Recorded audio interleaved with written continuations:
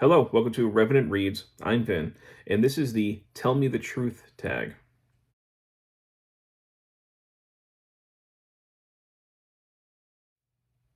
So this tag was created over at Shannon's channel, and I was tagged by Mark over at Book Time with Elvis, a very good booktube friend. And these are questions that are just kind of about our booktube habits as content creators, in particular, it seems. Here we go with these prompts. We've got number one. Do your friends, family, coworkers know about your booktube channel? If so, do they watch? My friends know. I think they occasionally watch an episode here and there. I don't think they're, as far as I know, they're not committed viewers. I know my brother knows about it, and he's watched a few episodes here and there. My parents, I think, are aware that I do something with videos and books, but I don't think they've ever watched it. I don't think that they're horribly interested. And my coworkers don't know. I don't talk about it very much at all. I really don't talk about it with hardly anybody. Unless it really comes up specifically in conversation. I don't talk about it a lot in my daily life. But coworkers, no. I mean, I'm a teacher.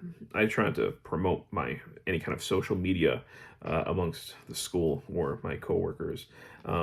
Just like to keep that stuff separate as much as I can. Number two, when watching booktube videos, do you ever speed them up to save time? I generally don't. Not really booktube people that I watch. I mean, there have been YouTube videos that I've sped up, especially if the person is, if it's like a 50-minute long video and I don't have 50 minutes, sometimes I do. It's not always that due to that person. Sometimes it's due to a time issue. But generally when it's booktube, I do not. I think in Mark's answer, he had mentioned how he does speed up Voxer messages, and I also do that. I do like audiobooks a lot, and I also speed up audiobooks too. So I'm able to usually listen to things at a fairly fast rate, and get the comprehension in. But again, it just saves time, and I don't have a lot of time. Three, do you watch videos from all the booktubers you subscribe to? All their videos or just some? Just some. This is a time thing. I maybe have, on average, about an hour's worth of booktube viewing time throughout a day. Like I'll put on a booktube video if I'm, having lunch at work. I don't really go to the break room very often. I usually work kind of through my lunch, and I'll bring a video up on my phone and I'll watch it. And I also, this kind of relates to another prompt from later, so I'm kind of touching on it now, but I'm usually multitasking when I'm looking at booktube, doing dishes or laundry or doing different things around the house. It's I don't have a lot of time to actually devote, and I have a lot of people that I'm subscribed to, but I certainly have people that I want to try and watch as much as I can. I try to support whenever I can. Sometimes I miss a lot of videos, which is unfortunate, but it's just I can't increase the length of the day. And also because I am running the Historathon 2023 event, which has been, I'm thankful for how successful it's been.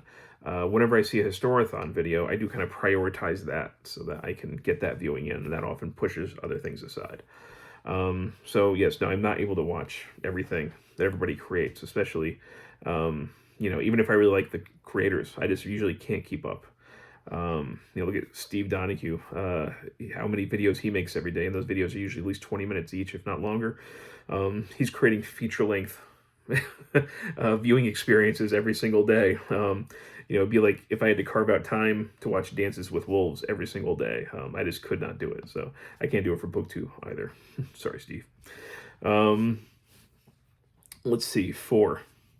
Do you watch or subscribe to everyone who subscribes to you, or only the channels you really want to see? Most of the ones I want to see. If I see that somebody subscribes to me, I'll see if they have a booktube channel. Most of the time they don't. A lot of times they don't have any content, so I don't bother subscribing there.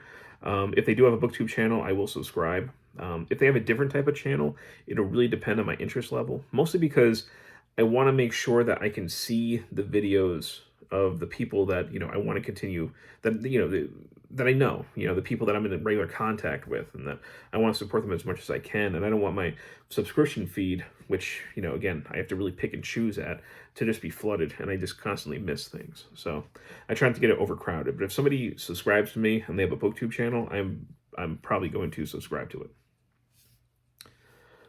Number 5. Right, I think we are number 5. Yeah. Do you watch or subscribe to booktubers based more on content or personality? I say personality first and then content second. I mean, it goes both ways a little bit, but mostly it's personality.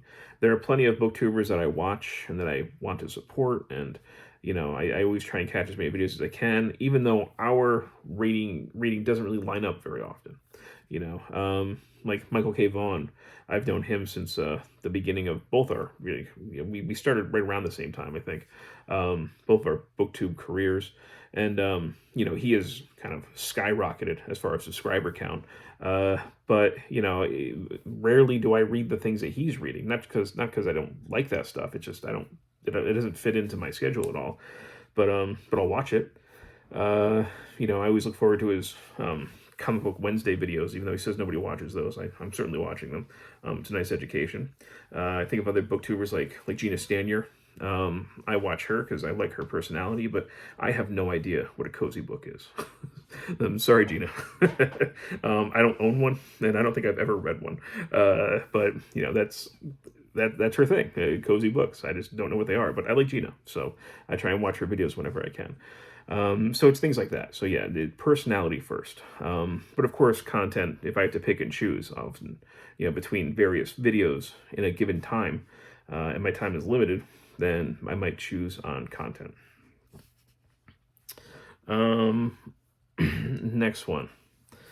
Do you listen to booktube videos while doing other things, or do you sit and watch the video? So this goes back to kind of what I said before. I am usually multitasking when I do a video. I don't have time to sit down and watch a screen. If I'm going to do that, it's usually when the kids go to bed and I'm watching a movie or something, with my wife, or something for the horror movie discussion podcast that I co-host. So the only time I can really watch YouTube videos, or booktube especially, is when I'm doing other things. So I'm carrying around my phone, letting the video play. I'll put down the phone while I'm, folding laundry, or I'm washing dishes, or, taking something out, taking the garbage out, go walk it to the garbage can. I'll have a video playing. That's the context that I generally will watch these videos in. So, sitting and watching, I just don't really have that kind of luxury. Which is also, I try to comment as often as I can.